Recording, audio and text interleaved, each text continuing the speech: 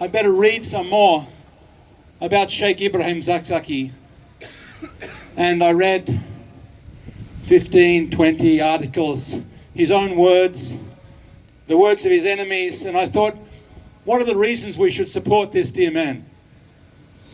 And the first is obviously what's already been said. The man's been treated in an appalling way. His followers have been slaughtered. Most of his children have been slaughtered. He's been shot. He has serious illnesses. He's been held without proper charge, even when the courts have directed his release.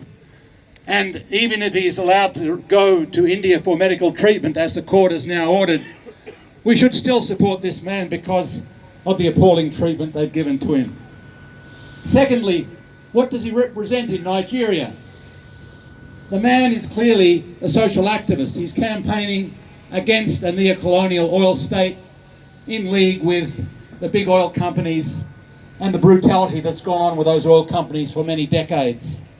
He was incredibly inspired by Imam Khomeini in 1979, and he joined the international struggle in support of the Mustadafin, the downtrodden people of the world. He's taken those lessons to heart, and now he has become one of those Mustadafin, one of those downtrodden people that we have an obligation to support. I read what his enemies said about him. His enemies said that he wanted, even I read this from, I think a Shia Muslim, said that he wanted a sectarian religious state. I looked it up. No, there's been an incredible recruitment of Shia Muslims in Nigeria, 3 or 4 million, but Nigeria has 190 million people. Imagine the context they live in. And while that's an incredible feat of building the Islamic movement he's done, what's even more important in my view is he's got the wider Muslim community, he's got the Christians involved in what he's doing too. So when he calls people out for example, on Al-Quds Day, to stand in support of Palestine, to stand in support of the oppressed people of the world, there are many millions of people that aren't part of his religion that support him.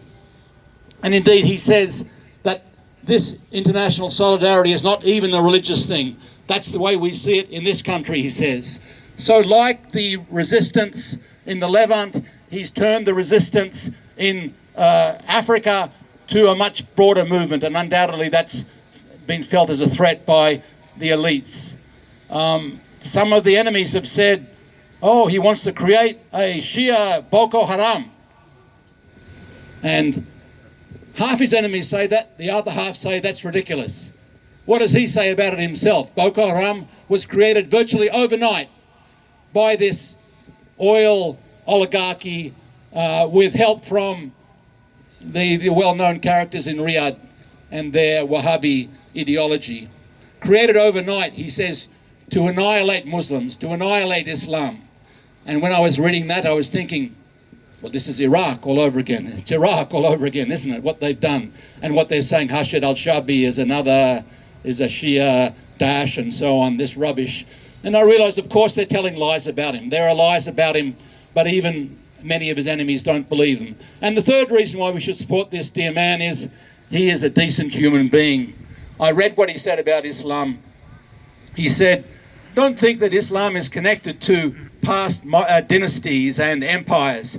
It is a message, and you can go back to the source. It's a message. And in his words, I'll finish with some of his words here.